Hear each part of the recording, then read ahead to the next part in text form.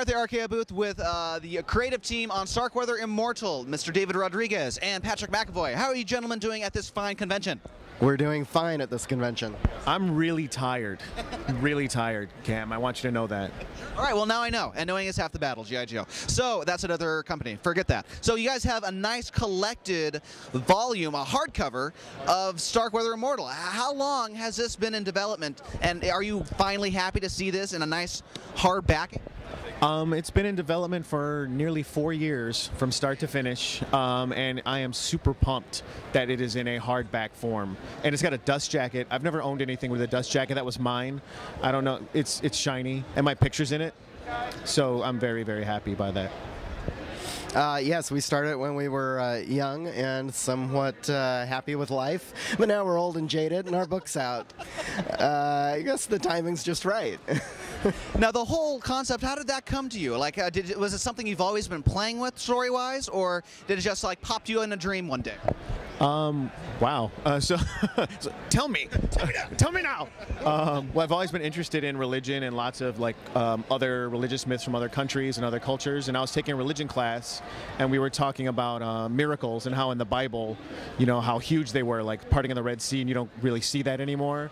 And there was a woman in the class that got very upset by that, and she was talking about that, you know, how miracles are still there. And the teacher was explaining, well, he was saying, I'm not saying it's actual fact, but like those stories were meant to teach lessons and maybe not quite specifically happened. She didn't like that at all, and so it got a little ugly during the conversation. And then somebody, and I don't remember exactly who, but I'm going to take credit, was talking about how magic and miracles are kind of the same thing, like based on the Pharaoh story where the snakes get thrown down, and they're like, they call it sorcery, and it's really just a matter of perspective. And that kind of triggered this whole story that starts with the Last Supper and moves all the way into the present. Now, did you and David meet at a convention, or have been friends for the longest time? How did you get involved with the project? It was all Dave's doing. He was looking for somebody to do the art for this new volume of Starkweather, because this is in fact a prequel to an earlier series Dave had created for Archaia. He wanted it to have a more fantasy-based look, classic fantasy illustration. And rather than looking for comics artists through the usual method, he decided to go to an RPG board and look for people who do game art. And that's me. I had done game art for several years, and I had done one other comic book for the ill-fated Speakeasy Comics. 2 issues came out before they imploded, so luckily Archaia has survived me, so I think the curse is lifted. And Dave just said, who wants to do a comic book with a fantasy look to it? Get in touch with me and we'll talk. And also super sexy. You have to also be super sexy if they want to work on this. Yeah, I sent him a picture of my nipple ring, and yeah, not on the nipple, but in my hand. Look, here, I'm going to put it on someday for you. Okay. And he thought I looked the best out of everything, and I was the one who was actually excited about the project, not just like, ooh, you're working with Piers Anthony, or, you know, ooh, or you're going to pay me a lot. But I said, yeah, this is looking like good stuff, and I'd like to work on it. So that's how it came about, and we've been working on it ever since. Now, what kind of bonus material is in the back of the book? Is it like sketches, scripts, you know, untold stories? Well, Cam, there are a number of pinups by some of our favorite artists, some personal friends who are also great artists here at Archaia.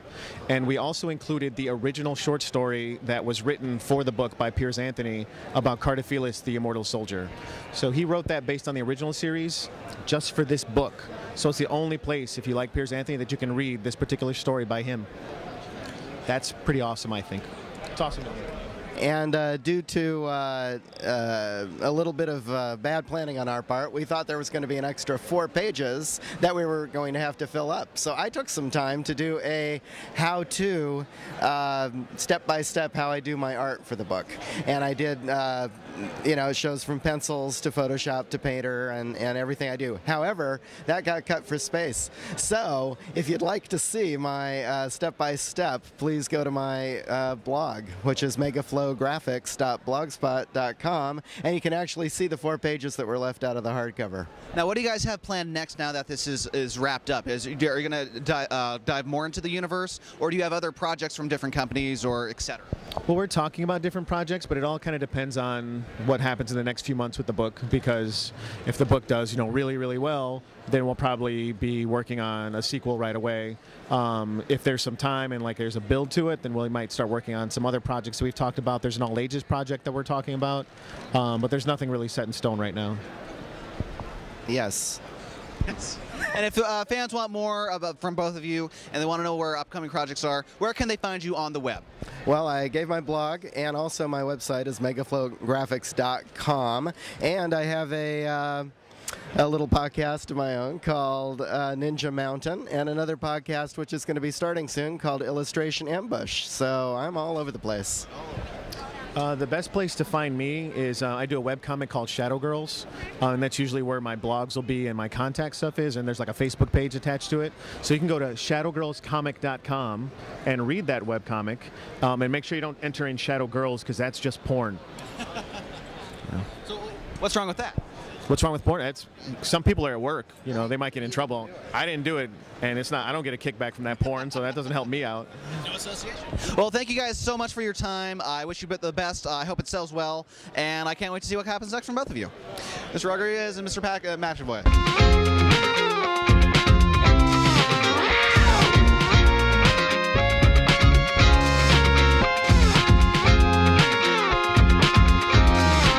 I'm back at the Archaia booth with artist and writer extraordinaire Miss Chandra Free. Chandra, how is Comic-Con different from WonderCon? Have you been enjoying it more?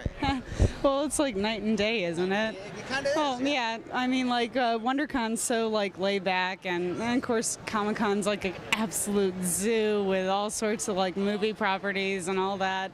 And you can't really see us right now, but we're in a fortified environment and a booth. Archaia has lovingly put bodyguards stationed everywhere, so the fans can't break through like zombies. That's right. Now, you have a hardcover coming out later this year for The God Machine, and you have quite the introduction by a well-known celebrity, is that right? Oh, yes, indeed. It's Mr. Doc Hammer of Venture Brothers fame. Yes, indeed. And he wrote a very lovely piece. It's more like a story than a forward. It's the strangest thing I've ever read, but one of the greatest things. And for the hardcover coming out, what kind? Is there any bonus material in the back, or scripts, or layouts? Oh, yes, indeed. Actually, I've included a prologue in the book that was only available as an ash can, a very limited run. I also included a bunch of pinups from a couple of Archaia artists, including Mr. Patrick McEvoy of Starkweather, and also Alex Ekman-Lawn of Awakening. Kat Finney and Kat Rocha, of Titanium Rain. I say it sexually, like Rocha. Born exotic, yes. So I've got them from Titanium Rain and a couple of upcoming really neat artists. Let's see, what else do we have? Oh, a couple of bio pages too. So it all puts a whole package together, 160 pages of glorious material. You can't miss it. And now that the God Machine's wrapped up, is it wrapped up, or do you have more future plans for this series? Oh, it's an ongoing series, an ongoing graphic novel series. So look for, this is just the beginning. Okay. This is just the beginning. So. And besides the God Machine, do you have any other projects coming up with different comic companies or just comic series in general? Actually, I've got a couple of things coming up. I should probably be on the Fraggle Rock project from Archaia, so hopefully that'll go through. It looks pretty promising. I'm also working on a book called Fear of Ghosts with Patrick McEvoy of Starkweather.